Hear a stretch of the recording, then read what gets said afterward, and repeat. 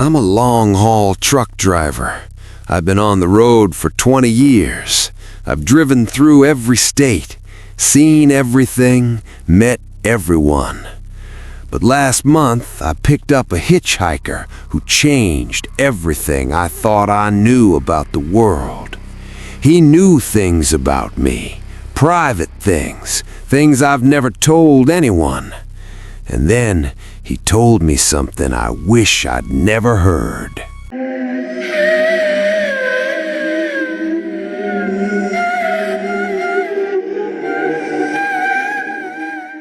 My name is Tom. I'm 52 years old. I drive freight across the country. Sometimes I'm on the road for weeks at a time. It's lonely work, but I like the solitude, the open highway, the endless miles. I have rules. Don't speed, don't drive tired, and never pick up hitchhikers. Ever. Hitchhikers are unpredictable, dangerous. You hear stories, robberies, assaults, worse. So I've always kept my doors locked, my windows up, and I drive past anyone standing on the side of the road. But last month, I broke that rule, and I regret it every single day. It was November 12th. I was driving through Nevada, Highway 50. They call it the loneliest road in America. And they're not wrong.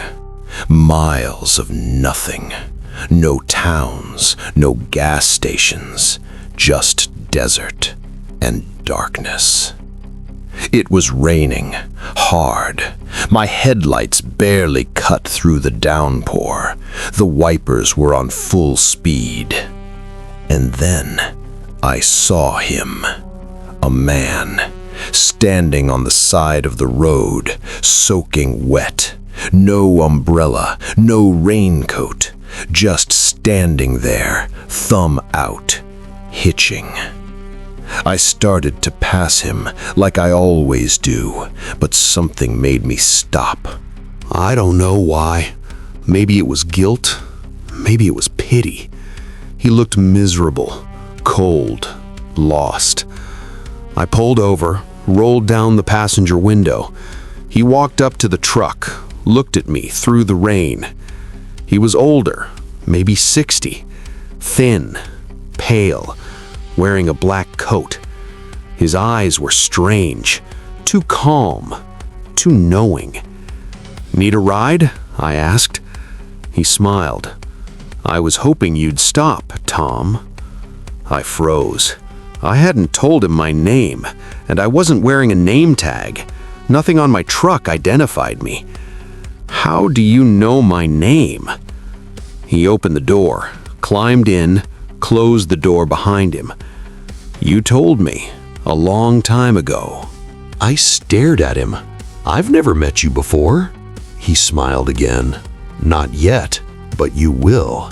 I didn't like this, but he was already inside, dripping wet, sitting in my passenger seat.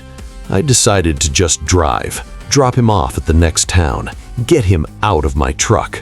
I pulled back onto the highway. The rain pounded the windshield. We drove in silence for a few minutes. Then he spoke. "Your daughter's name is Emily. She's 23, lives in Portland, works at a coffee shop. You haven't spoken to her in 4 years." My heart stopped. That was all true. But how did he know? "How the hell do you know that?" He looked at me. "You had a fight 4 years ago. She wanted to go to art school. You said it was a waste of money. She went anyway, used student loans. You told her she was making a mistake. She hasn't called you since." I gripped the steering wheel. My knuckles turned white. This was impossible. No one knew that. Not even my ex-wife knew all the details. "Who are you? Did Emily send you?" He shook his head. "Emily didn't send me. I'm just someone who knows things." I should have kicked him out right there, but I didn't. I kept driving, and he kept talking. "You're thinking about calling her. You've drafted a text message 17 times in the last month, but you never send it. You're afraid she won't respond. You're afraid she hates you. Tears started forming in my eyes. This was too much, too personal. Stop! Just stop talking! He didn't stop. Your mother died when you were 12. House fire. You blamed yourself because you left the stove on. You've never told anyone that, not even your wife. I slammed on the brakes. The truck skidded, stopped in the middle of the highway. I turned to him. Get out, now! He didn't move, just looked at me. Calm, patient. I'm not here to hurt you, Tom. I'm here to warn you. Warn me about what? You're going to die. Soon. 3 weeks from today, December 3rd, at 6:47 p.m. on this same highway, mile marker 112. I felt sick. You're insane. He shook his head. I'm not, and you know I'm not, because everything I've told you has been true. Your daughter, your mother, the text messages, all of it. I couldn't breathe. Why are you telling me this? Because you have a choice. You can call Emily, make things right, or you can die with that regret. I looked at him. How do you know all this? Who are you? He smiled one last time. I'm you, Tom. From the other side. I came back to give you a chance. Don't waste it.